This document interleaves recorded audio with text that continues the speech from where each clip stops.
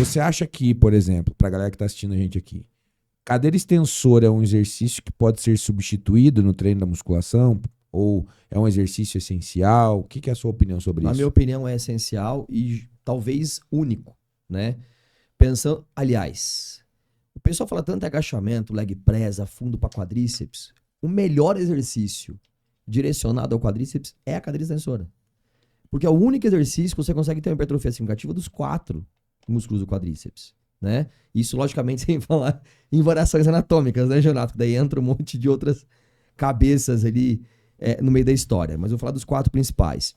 Agora, na cadeira extensora, você tem uma ótima hipertrofia dos vastos, dos 3 vastos, principalmente lateral e medial.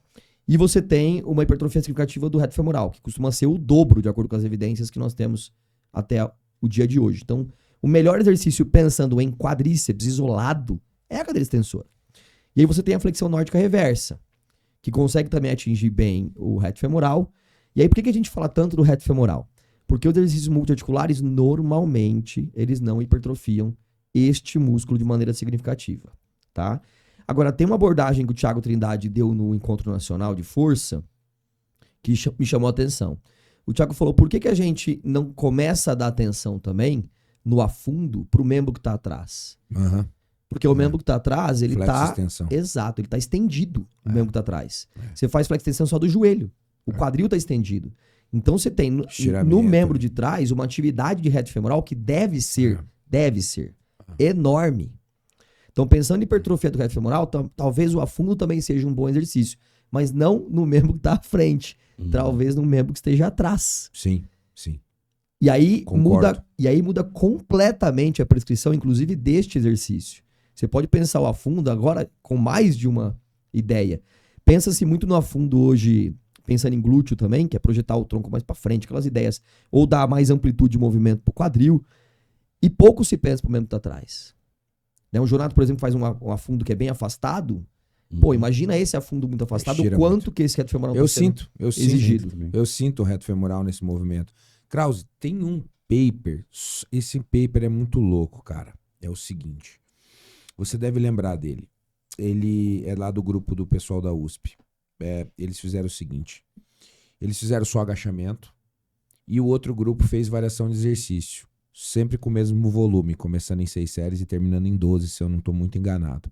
Uma periodização de 12 semanas, uma programação no caso, né? Só que os outros 2 exercícios que eles fizeram foi o terra e foi o afundo. Eles não fizeram cadeira extensora. E aí? Só que nesse paper tem hipertrofia de reto femoral. Então... Onde pode estar? É porque assim, eu não sei se você... Eu tenho muito apreço das nossas conversas, porque a gente extrapola um pouco o artigo dentro do que a gente sabe que dá para extrapolar com o devido cuidado, né? Quando a gente falou daqueles artigos que o cara não controlava a amplitude, até o que isso significava. A gente tem um posicionamento que 110, 120 já vai ser mais que suficiente num agachamento em termos de graus, né? De flexão ali para gerar essa hipertrofia de glúteo, de adutor e tal.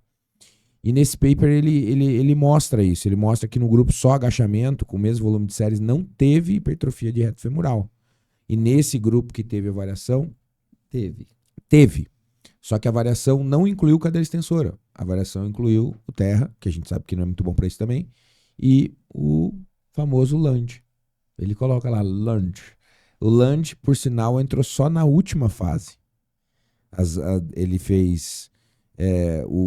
as 9 séries no final lá, que ele fazia 3, só lá no final que ele colocou o afundo. Então, existem algumas evidências bem...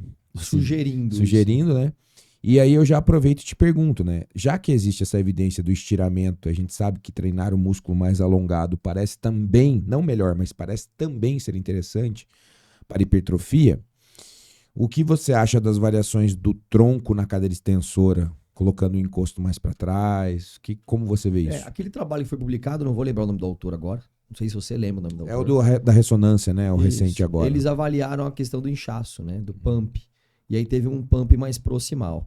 E é uma coisa que o Jonato fala bastante, inclusive, nas aulas dele. Na questão da análise da provável questão associada à movimentação de sarcômeros, né? Como o tronco está fixo numa cadeira extensora tradicional, com tronco a 90 graus, de flexão de quadril, essa região proximal ela não teria tanta movimentação, logo não tem tanta tensão. Quando você projeta para trás, você alonga essa região também. Uhum. Agora tem um detalhe, né? Então quanto mais eu alongar, quanto mais eu deitar, melhor. Tem um limite, é. Exato. Essa Tem é um a limite. história. Os últimos ângulos parece não adicionar Isso. nada de novo. Ele compara o deitado, né? É. Ele faz deitado 40 graus e 80 graus. E aí no deitado ele não vê esse efeito adicional no reto femoral na região proximal. É isso mesmo. Então parece que vai ter um limite.